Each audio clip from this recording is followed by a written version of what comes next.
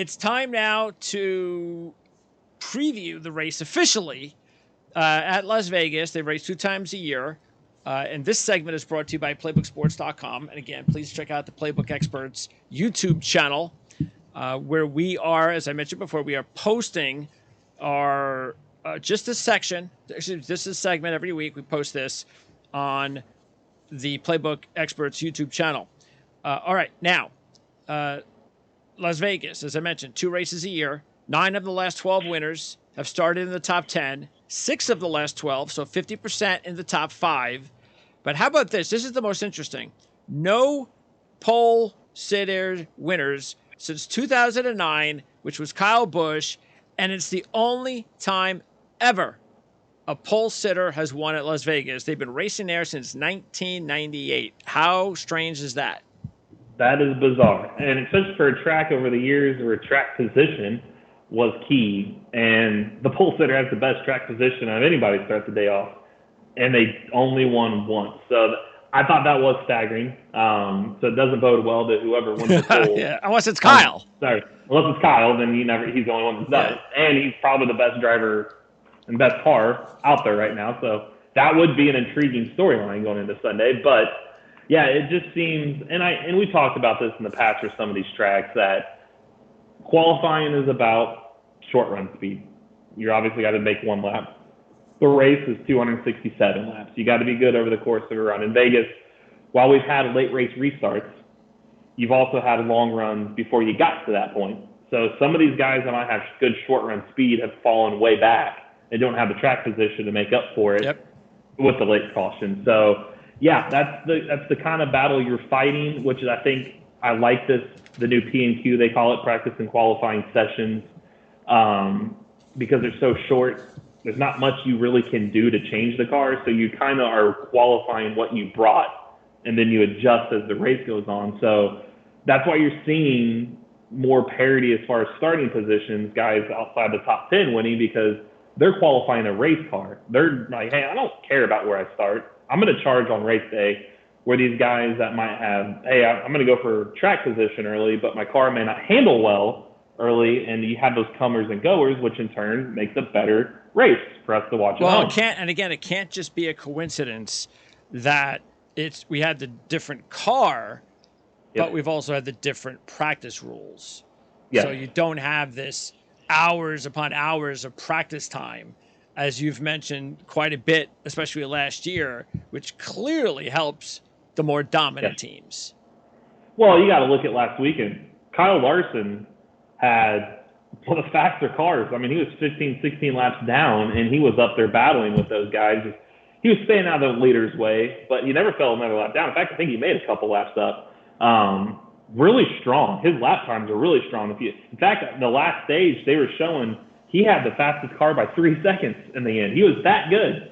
But this is where the practice and qualifying, or lack thereof, helps, because the issue that happened would have crept up in the practice that was rained out. Yep, good point. They would have had time to rectify it, which therefore you go into the race.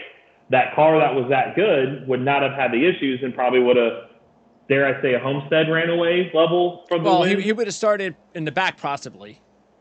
More than likely, because he probably wouldn't have qualified. Yeah. But that would have been okay. He would have been fun to watch come through. Yep. And he probably could have dominated in the end. Yep. So that's where this kind of changes, because these issues or these setups are things that they wish they had more time on. They don't, and they have to deal with it during the race, where, as I always said, you give these big multi-million-dollar teams with unlimited budget time to 3 practice sessions to figure it out. Forget it. They're going to have it figured out before they get into the race.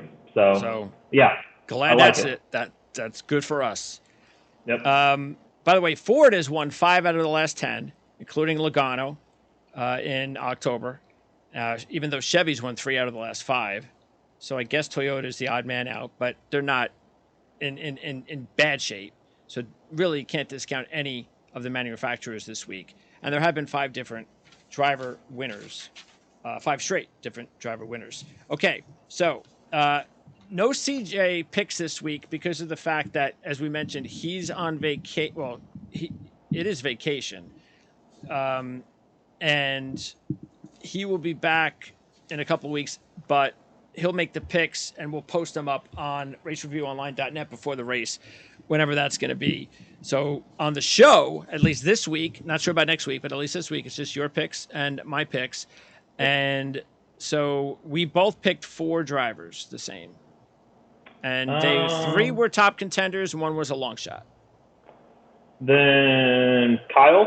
You on the Kyle train? Okay. The other Kyle? Both Kyles? No. No, just Busch. Then I'm going to say it's got to be those Toyota groupings that are all like 10 and 12 to 1. Hamlin. Yes. So 2 more. Bell? No. Truex? No. Reddick. Reddick's 15 to 1. You didn't go Reddick? No. Okay. I'm trying to look at my list here. Who's between them? I would definitely say Bowman. No. Was one of the picks. Oh. Shocking. All those drivers were on my list. But I went a certain strategy and Chastain, and now the long shot. Trying to think of who my deeper one was. Yeah, you don't have many long shots, so it should be easy. No, I ran out of. Yeah, I'd say it's either Bubba. Yes. Okay, so I knew it had to be one of him or Suarez. Yeah. That I ran out of money for. Yep. So yeah, and this is going to be. I tell you what, I would be surprised in a way if we actually made some money on this race, because this is going to be so hard. There's just so many good drivers that are good at this track. Yes. And even the young drivers who are just starting to race here are good at this track.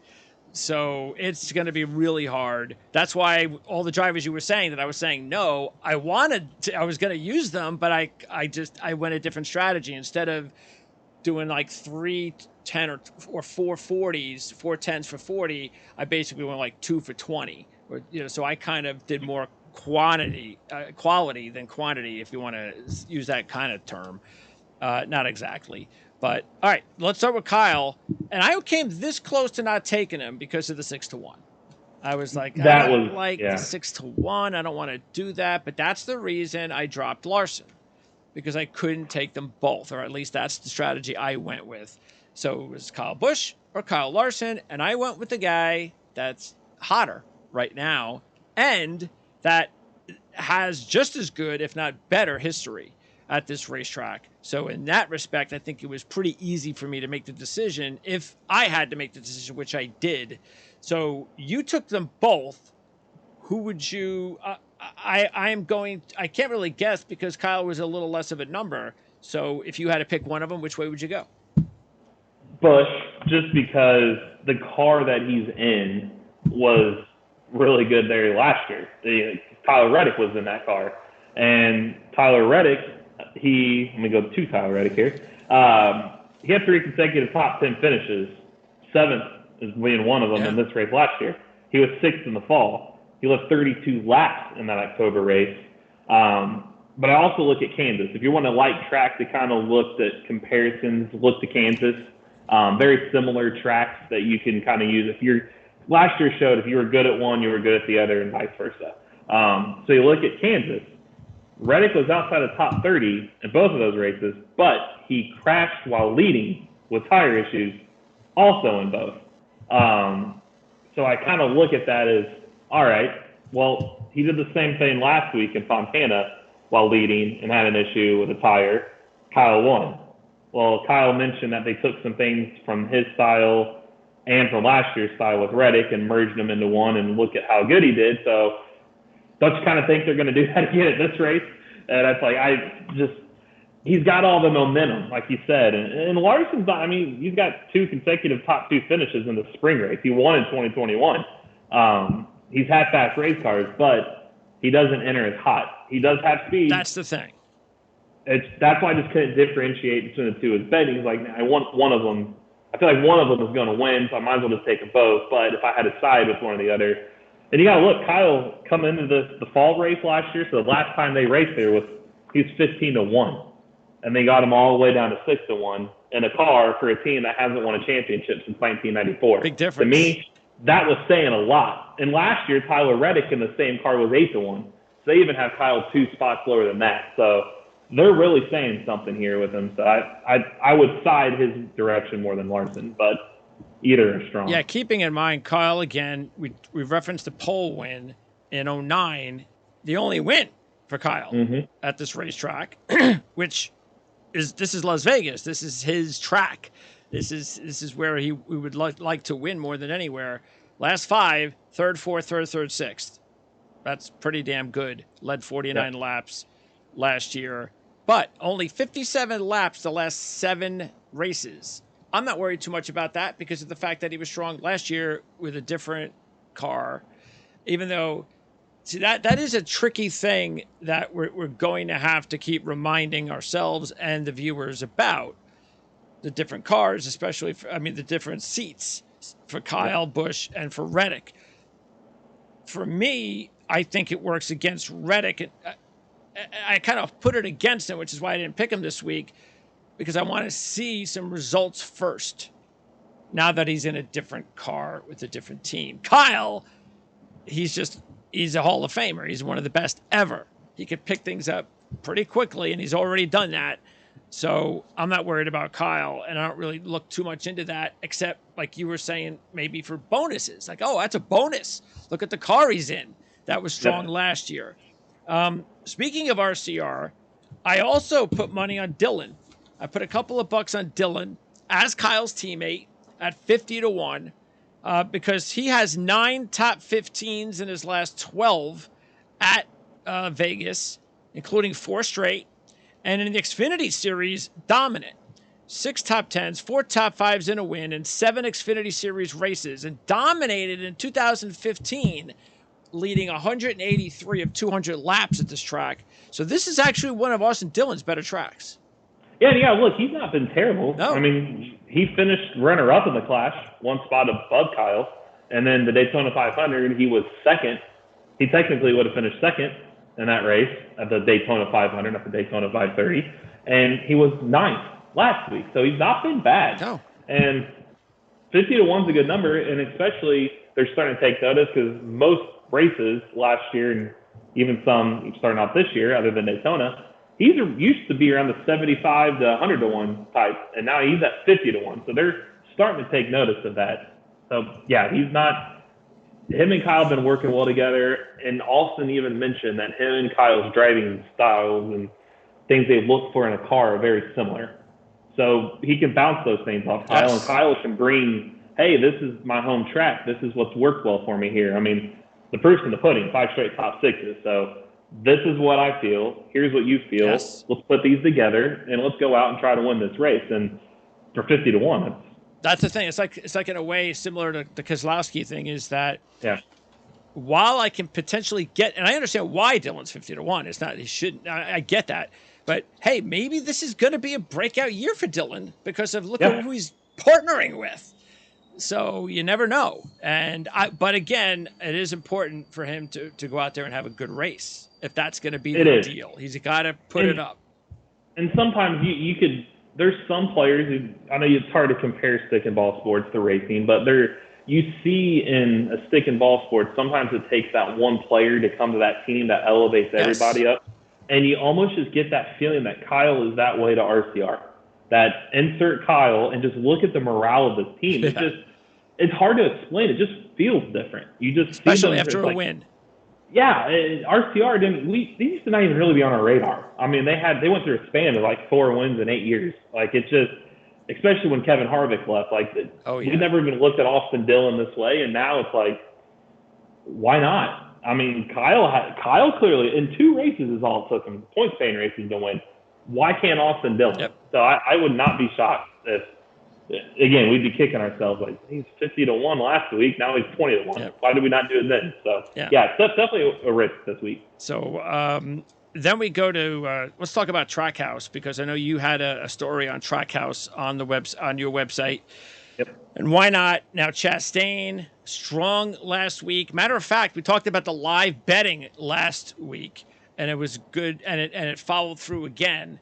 I actually, since I already had Kyle, I had to decide between it was Hamlin and Chastain, and Hamlin was like about 3 to 1 at the time, and I think it was somewhere the second stage, and Chastain was about 5-1. And so I said, you know what?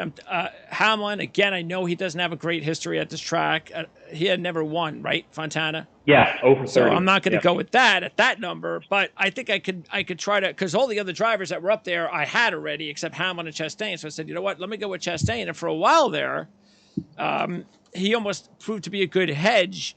And now he comes to a track, forget about the first his first career races, his first 7, doesn't matter. Last year, 2nd and 3rd, leading 68 and 83. So that's over, 150 total laps. And he won this race, dominating in the Xfinity Series in 2018. So for me, he's a no-brainer, even at 8-1. Yeah, and you look at Kansas last year, he was 7th in both races. So similar track, was good. He's coming off a 91 lap sled. And you look at the stages this year, we've had 4 of them, obviously 2 at each race. He's won 3 of them. He just is around the front. You go back to last year, and I think it's, 6 top 4s in the last 7 races or something like that. So just, to me, I feel like it's a bargain to get him for where we're getting him at. I mean, he should probably be 5 or 6-1, but for his odds, he doesn't have the name recognition yet. That's the difference. And it's just because of his name. And that's a better way to bet. Hey, they don't know his name real well, so they have him here. Where they know Kyle Busch's name, they'd have him here. It's probably a wiser bet if you don't think either of the Kyles are going to win. That probably should be your favorite. Yeah. I mean, the stats say. So, yeah, you can't go wrong with Chastain this week. And then his teammate, once again, we're getting a driver at 50-1.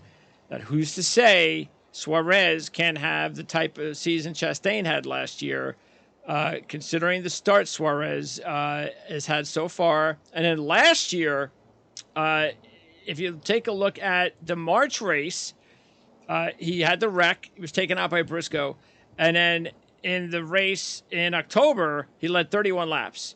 So, yeah. And he also raced 3 Xfinity Series races in his career, all top 10s, 2 top 5s, and a runner-up. And he was 3rd in both stages of the fall race last year. So he was up front. And he's got 2 top 10 finishes this season. There's not many of them drivers that can say that. Trackhouse can with both. So you just feel the momentum. Again, we talked about momentum with Kyle Busch. You just got to feel Kyle and the 2 Trackhouse cars are probably overall, the grand scheme of things, the 3 best cars right now. And you're going to a track that typically rewards the better cars win. This is granted an overall encompass of things. With the last 14 Cup races in Vegas, 12 of them have been won by a series champion. The only 2 not was Denny Hamlin. So Vegas seems to reward guys that championship frontrunners. These are your 3 right now. The last non-team to win, as far as the big camps, the Penske, Stewart-Haas, Hendricks, JGR, was Roush Fenway and Ganassi. They're the last 2. Well, Ganassi was bought by Trackhouse. Kurt Busch won the 2020 fall race there, and a Ganassi car. So it just kind of adds up that it just feels like a Trackhouse win is coming this weekend. And for some reason, Suarez is 50-1. Yeah, I don't know why. Come on. I put a couple of bucks on Dillon, and I did the same thing on Suarez. Yep, you could arguably say these are the top 2 teams right now, and that shows the parity. And strike while the iron's hot. Also, Chevy, you have JTG Racing with Stenhouse coming off the win. We talked about him earlier. He has a win in the Xfinity Series here in 2012. And he did finish 3rd just a few years ago in 2020, leading 30 laps. So he does have some decent memories here compared to other tracks, which he's been just awful at over his career. And again, we don't know. But based on this first couple of races, because we kind of talked about it last year, because I even picked him up for a little bit on my fantasy team. He started to look like, okay, they turn in the corner, and then just didn't happen. So maybe there's something there now. Who knows? And he's 100-1. Yeah, you throw a couple bucks his way and you're profitable. And the thing with him and Kyle, since they're the only 2 with wins, that I'm curious this weekend, is we saw it the last few years in Vegas. There's been a caution late, and you can gamble on either no tires or 2 tires. Okay. If I was in their standpoint, it doesn't do good to change 4. Why would you want to be in the back? when do you pit in that final stage, and do you go just fuel only and get the track position? And we've seen they have high-pass cars. Can they steal a win that way? So I have a feeling if it comes, even if they're 10th or 11th and caution flies, there's 15 to go, they'll be shocked to restart on the front row if they just take fuel only. There you go. What do they have to lose? They've already got to win. So I would not be shocked if something like that happens. And I went and looked, all three of Stenhouse's wins, granted, Daytona and Talladega, have all come in overtime. All right. Vegas, late race caution, getting overtime. Yeah. So, yeah. I mean, the only reason I didn't take him, even though he's only $1 bet, is just because of the fact that I put $1 or a couple of bucks on other guys, and it's just still going to be a little bit hard for me to believe he's going to win 2 out of 3 races. That's all. Exactly. Same. And plus our $100 limit that it's just like that dollar I needed for the Kyles. I was kind of thin on profits on them. But yeah, you could go a longer shot package and you might have a winner there too and come out profitable. Switching to Ford for a bit. RFK, we talked about Keselowski and Buescher. Keselowski 50-1, Buescher 80-1. So just like Dillon and Suarez, I threw a couple of bucks on Keselowski. Didn't show any signs this team last year here at this track, so there's nothing to go on. All you can go on with Keselowski is he's had a very successful Cup career here with Penske, with 8 top 5s and 3 wins in 17 races. So if he, again, has truly turned the corner with this team, then why not grab him while you can at 50-1? Yeah. Because especially if he qualifies decent, I doubt that number stays 50-1 on Sunday. I think they probably well, look, he just finished the top 10. He's good at this track. That number might drop to 20 or 30-1 come race day when he can double it right now. So it's a wise choice. I mean, since 2013, when Penske switched to Ford, and granted he's a 14 now, he said he's had a top 10 in all but 3 races at Vegas. So he knows how to get it done there. The track hasn't changed.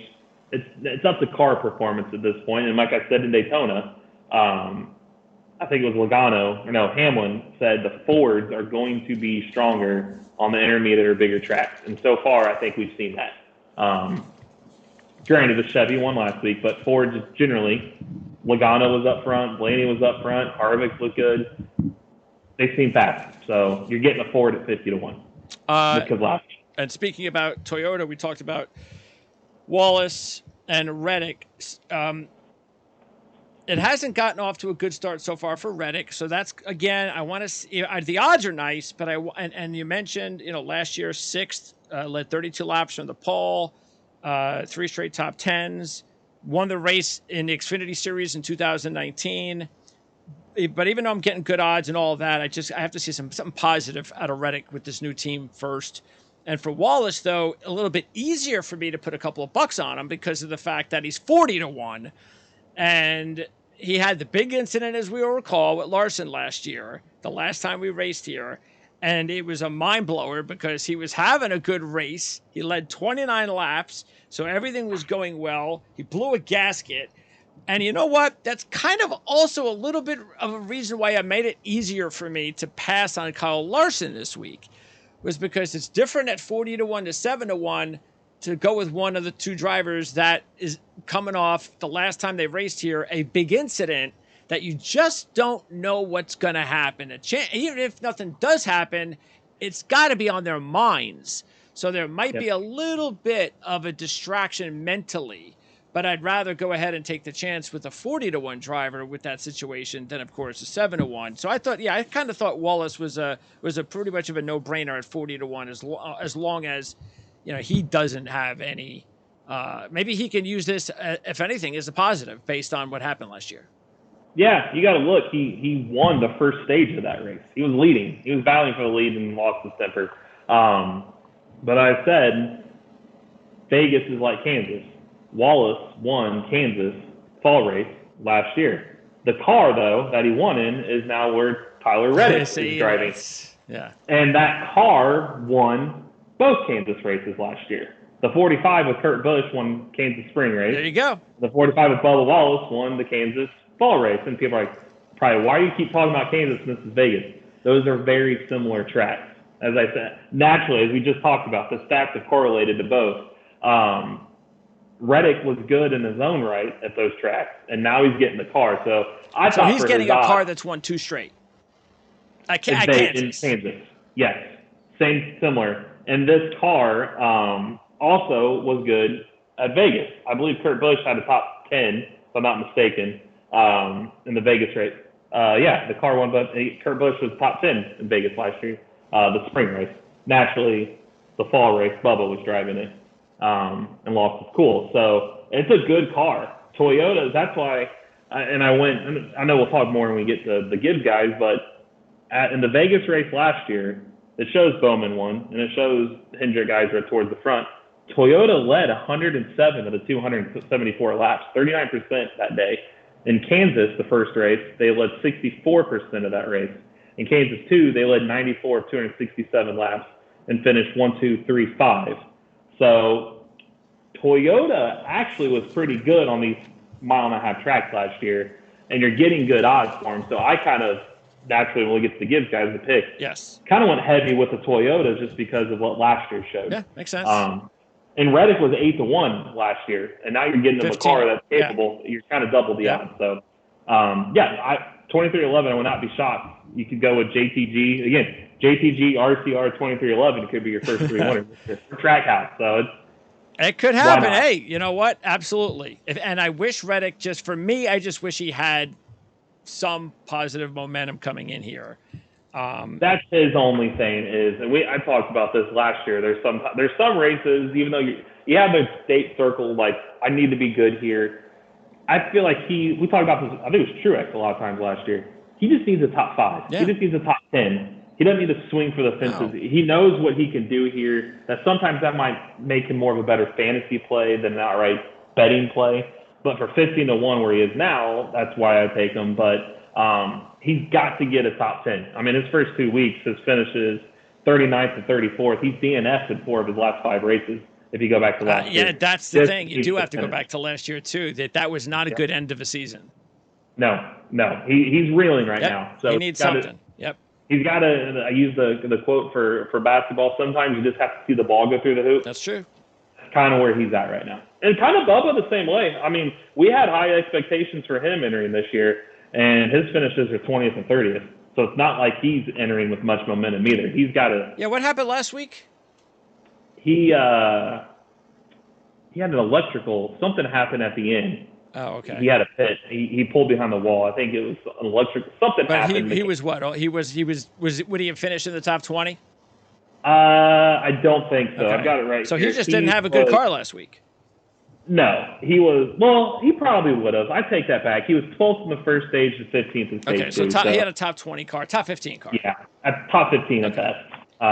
So not good enough to be a top 10. So that's. And by the way, if it wasn't for that late wreck at the Daytona 500, he wouldn't. He was coming hard with Kyle.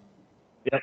So it's again, he's another one that you just kind of probably have to see the ball go in. So top 10s will be good days for him. They have a chance to win, but you kind of dial it back a little bit and just kind of like, all right, let's get our season going. At least you got good odds. Yep, you're getting good odds for him to risk it right now. Hendrick, you have Larson. We talked about him at 7-1, and remember he lost to Bowman in overtime in the race in March. This race, so we know he's strong there. His last 4, if you throw out the wreck last year in this race, in the October race, 2nd, 10th, and 1st, leading over 200 combined laps. Also very strong in the Xfinity Series with a win in 2018 and a couple other really good finishes, including a runner-up. So this is a good track for Larson. And then you take a look at his teammates. Elliott's 10-1, Byron's 12-1, and Bowman is 20-1. Byron, I would have taken at 16 or 18-1. I am not taking him at 12-1. Elliott has just been, he's been okay here. No, the funny thing is with Elliott, his 3 best lap races here: led 73, finished 22nd. Led 70, finished 26th. Led 22, finished 13th. So I don't know what that's about, but it's not good. And Bowman is the defending champ. You know, he typically, as he does, stole the race late in this race. Didn't race in the fall because of the injury, as we know. And overall, he's been good here. 5 top 15s in his last 7, with 3 top 10s, 2 top 5s, and a win. Plus, you are at least getting 20-1. Yeah, Bowman's the play here out of those. Like you said, I mean, Elliott, 6 finishes at 21st or worse there. Kansas last year, he was 29th and 11th. Coming off of 21st in the fall race, they just need to get a top 10. He said Byron, I don't get the 12-1. Just seems way too steep for me. I have no idea. Bowman though, why not? With 3 of his last 5 Vegas starts, he's had a top 6. Like you said, he won. Kansas last year, 9th in the spring race, 4th in the fall. He led over 100 laps in that fall race. So he's a smart play just because his odds are 20-1. To me, I think him and Byron probably should be flipped. But again, I think they're using the name recognition. And we talked about Larson earlier. I mean, Kansas last year too, he was 2nd and 8th in the 2 races. So you kind of know what you're getting out of there. The 2 smart plays, Larson and Bowman, I'd fade the other 2.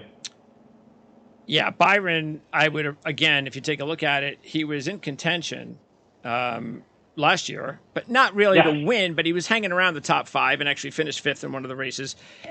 And he has 2 top 10s in his last 2 March races, for whatever that's worth, compared to the October races. So moving on, next up, let's talk about another couple of Chevy teams. What about Spire? Not Ty Dillon, but Corey LaJoie. Yeah, now, is this just a fluky result after the timing because of Daytona, and we know what Daytona can do to Corey LaJoie, or is there something there? And I guess we're going to find out this week, because Corey LaJoie, historically, outside of the plate tracks or the former plate tracks, now the super speedways, outside of those, not very good at all. No, I was wondering how much the starting spot last week played a role, because he was good point. Because from that Daytona finish. So this week with qualifying, let's see where he stacks up, and then we'll see if that changes anything. Do I think he'll win? No. I mean, by the way, he's 500-1. Yeah, it's granted. I mean, hey, you're getting a guy that, as I just said, he got another top 15. He was 14th last week, but just doesn't. Well, if he qualifies in the top 15, then maybe he's a good fantasy play. No, he might be. And now, if you're some of those people in Survivor leagues or stuff like that, that would be a wise play, because he'll probably bring the car home in one piece. He's not going to be reckless with it. Not a bad option. Ty Dillon, on the other hand, had a terrible start of this season. Yeah, so Corey LaJoie is that team, and I'd just be curious what he can do on Sunday. Top 20, I think a top 15, then it's really going to turn some heads, because look, all it's going to take is stealing a win somewhere, and he's in. He's been running good enough. He's got 3 more chances, maybe 4 more with Atlanta. Yeah, I mean, Atlanta, remember how good he ran there. Yeah. So last year, you never know with him, but I'm curious if he can get in the top 15. I think that'd be compelling for 3 straight to start the year off with. Now, Legacy's interesting. Matter of fact, I almost put money on both drivers. It would have just been $1 or $2 with Gregson. With Jones, it was a couple of bucks, and that is because he's 40-1. He was 8th in October. He's got 4 top 10s total.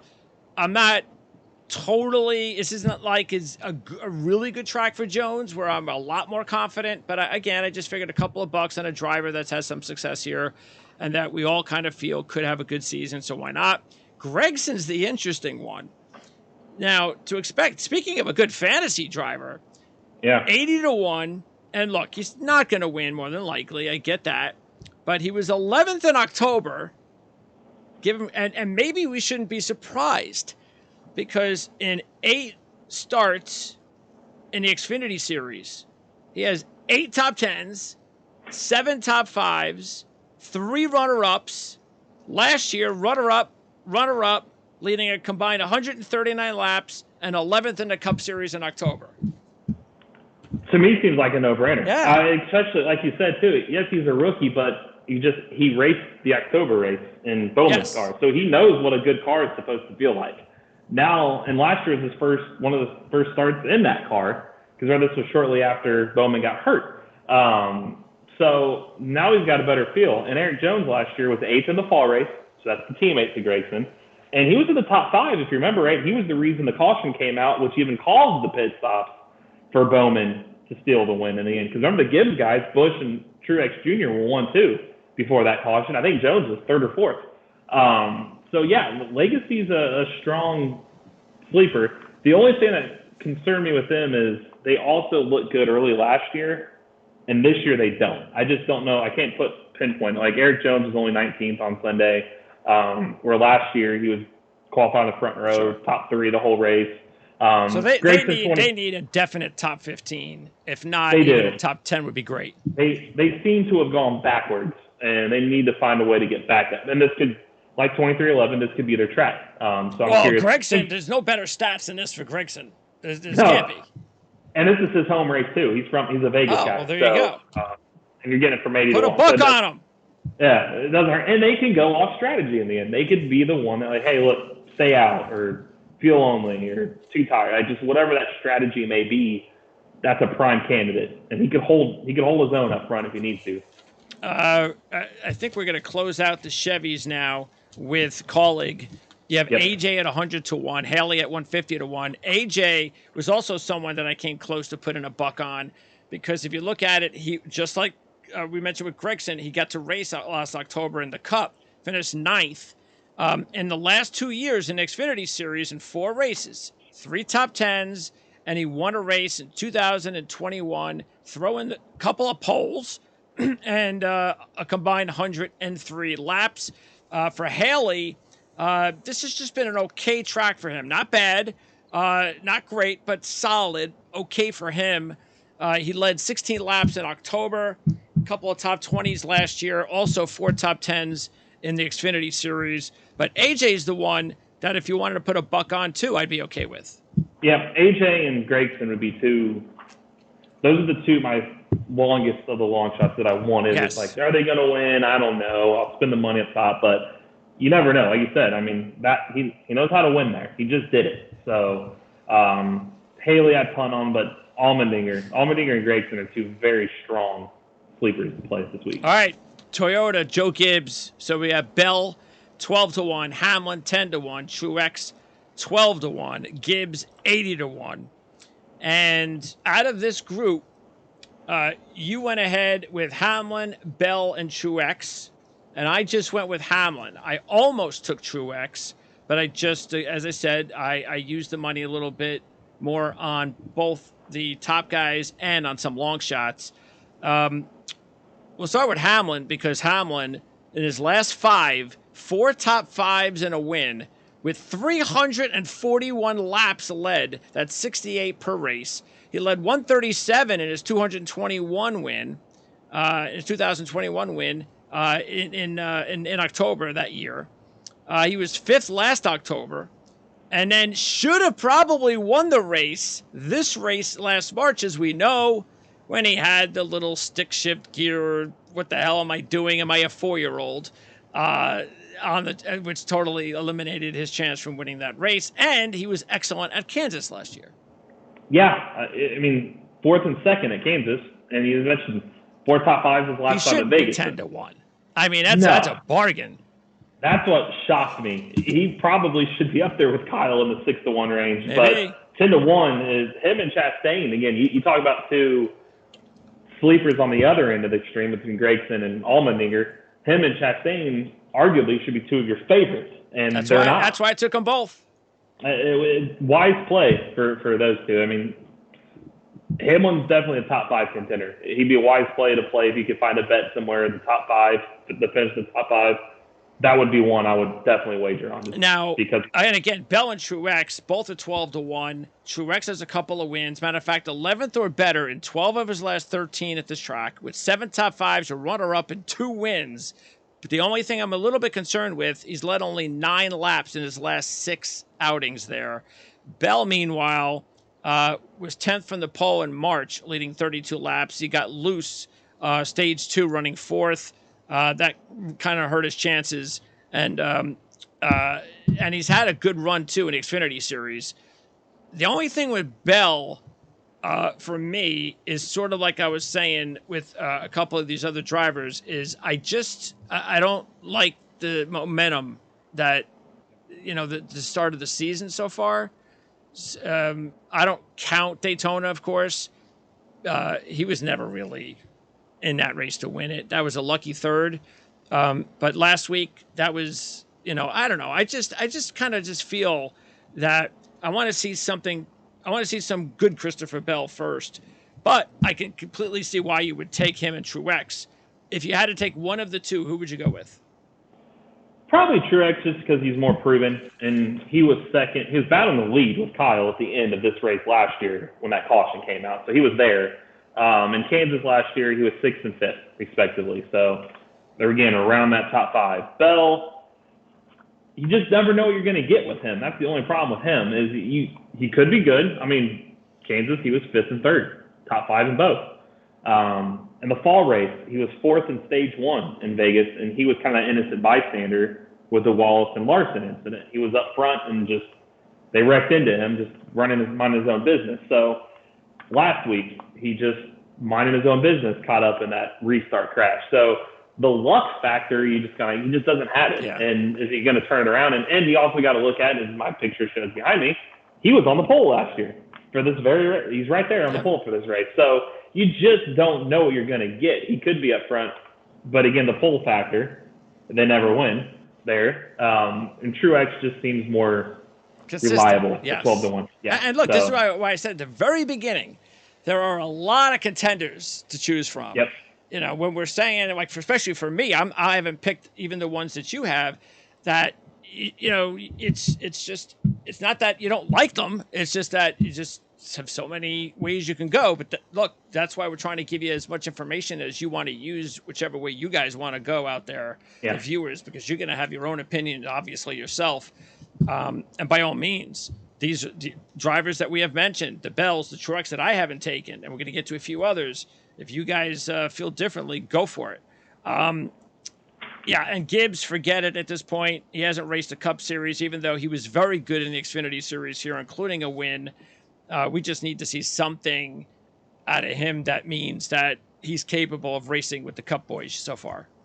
Yeah, because as you said, Kyle and his dealings there, and that's his car. But and Gibbs was in this race, in the fall race, in the 23 car when Bubba moved over to replace Busch. So he like Gragson his race here, but he didn't have the success Gragson had. So I just, like you said, I got to see more out of him. Do I think he's going to go out and win the 3rd race of the year? I doubt. I mean, it'd be a funny storyline that Kyle wins last week and his replacement wins this week, but I just don't see it. There's a reason he's 80-1. Yes. You're getting a better value with Gragson than you are the same odds as you would go with Gibbs. All right, and then we've got Penske and the Wood brothers, these 4 drivers. So you took Logano, and that's it, and I took Blaney, and that's it. The difference for me was the odds with Logano. Again, Larson, Logano, I had to take out. I just can't take them all, or I just decided not to. But Blaney, look, this has actually been a good track for Blaney. 8 top 10s out of 13, 5 of those top 5s. He had the wreck in March, but that's because he got spun out by Keselowski, and he had a fine car that day, and he had issues with the tire going down, leading 39 laps in 2nd place with 40 to go. This was one of those bad luck races we were talking about with him last year. Between the pit stops and the bad luck, he could have easily won this race last year. And he also had 2 Xfinity Series races, both top 5s with a runner-up. So at 12-1, definitely taking Blaney. And that's why it's like I'll take Blaney over Logano with the 4-point difference. Logano, we know he won this race in the playoffs in October. Kind of stole that. He was always at the top, but kind of stole that late.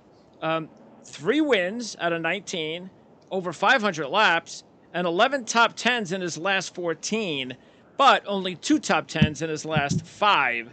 So why did you take Logano over Blaney?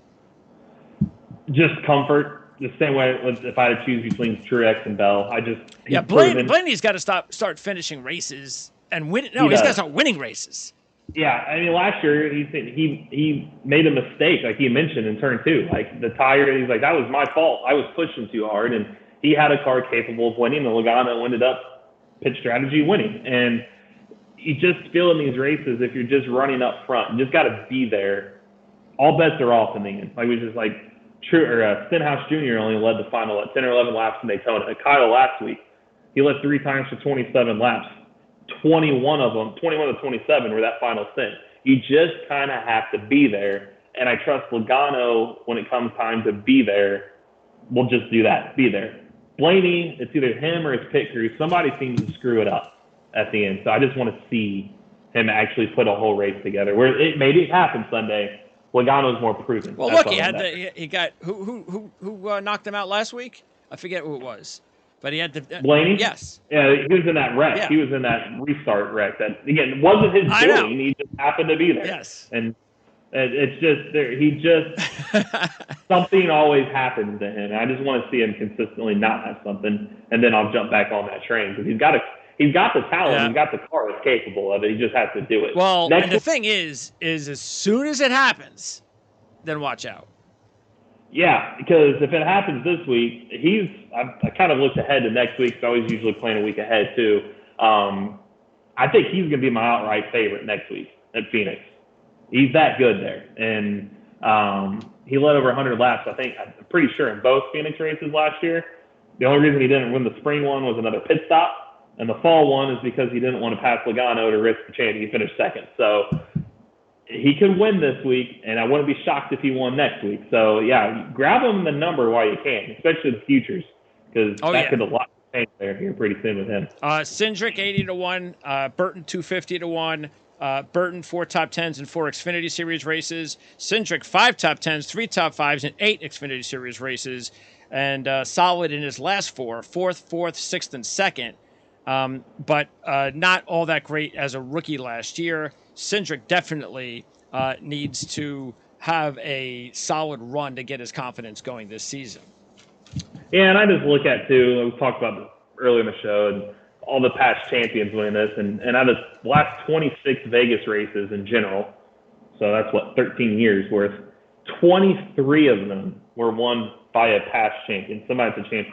I just don't see a second-year driver just all of a sudden jumping into that. Yeah. Especially with all these guys who are mentioned above, that between the Toyotas and you got your longer shot sleepers, and I just feel like there's better choices out there than those two. And Burton, for those odds, it doesn't hurt to throw $1 his way because you never know. Benedetto did good in that car, but again, you also got to look at that's a different car than we're running right now too. So he needs another top 15 this week. He does. It was a solid day for him last week to get 15th for a second year. So just continually building that momentum for him. And then the final Fords, the Stewart-Haas Fords, you got Harvick at 20-1.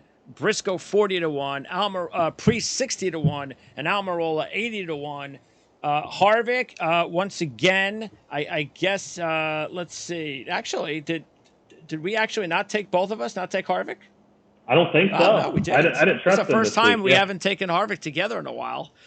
It was. Yeah, because he's getting the good odds. But look, he hasn't led a lap in his last 5, so that's not good. He does have a couple of wins, but last year 12th and 12th. Nothing special. But in this group, we talked about it already. The dude is Briscoe. We talked about the 4th in October. He was leading the race with 16 laps to go in October, by the way. He's been 11th or better in 4 of 5 Xfinity races, including a 2020 sweep, leading 253 laps combined. So, yes, Ryan Briscoe is a major bargain at 40-1 Chase Briscoe. Chase Briscoe, thank you. There's enough Ryans out there. We don't need another. Yeah. Well, Ryan Briscoe's what used to be an IndyCar driver. Who Nicole Briscoe on SportsCenter, that's her husband. Okay, there you go. We'll sit there. But I did the same thing a lot. Yeah, 4th last time we talked about him. I mean, Briscoe is the no-brainer play here. Plus, he was 20-1 in the playoff race last year, so you're doubling the odds for him right now. Harvick, he was Mr. Vegas for a while. Three top 4 finishes in a 5-race span, but after 8th, 10th, 20th, 9th, 12th, just doesn't make sense. And then in Kansas, 15th and 36th last year. after getting a top 5 last week, you just got to feel that, again, he's another one that he just needs a top 5. But with the Toyotas, if they've got a pulse like they had last year, it's going to be hard for him to finish ahead of them. Well, but the competition, again, is too tough this week to go ahead and roll the dice with Kevin Harvick this week. I mean, there's just too many other choices. There is, because usually getting Harvick at 20-1, which it's a no-brainer. And there's only 4 or 5 guys to worry about, yeah. Yeah, but this week between the 23-11 cars and the Gibbs cars, granted we're going to punt on Gibbs, but that still leaves 5 Toyotas right there. And then you got the Hendrick cars. We talked about Bowman and Larson. There's 7. And then you've got Kyle. There's 8. And then you got your sleepers. I mean, you just do the math. It's like, well, Harvick would be lucky to get it. Really, where he's finished at is about where he should finish at on Sunday. So, well, and let's remember, as we said in the beginning, though, Ford has won 5 of the last 10. Chevy's won 3 out of the last 5. Yep. So, again, more reason for there to be uncertainty on who the heck is going to wind up winning this race. Which is why, if you could find a good bet out there, because a lot of sports books will have this closer to the weekend, which manufacturer is going to win. Okay. You're going to get, because of those stats, better odds for Toyota, naturally, because you'd probably think of them as not potential to win. But as I said, well, I'll say it again just in case I make this point. They led 107 to 274 laps in this race last year and were 1-2 before that fluke caution in the end. In Kansas 1, they led 171 out of 267 laps. They finished 1, 3, 4, 5, 6. Kansas 2, they led 94 to 267. They finished 1, 2, 3, 5. So they've proven they're probably the more consistent and more speed at these type of tracks. So if you look at, a lot of times, I bet you'll see Chevy or Ford will probably be like minus 110. The other one will probably be plus 110. And I bet Toyota's plus 200 or 300. That's probably the third of the third. Okay. 3 out of 3. I would probably bet that a Toyota driver would win. By the way, we'll close out last year in this race. Alex Bowman won the race, and nobody picked him, so we didn't make anything. I had Larson as he finished second.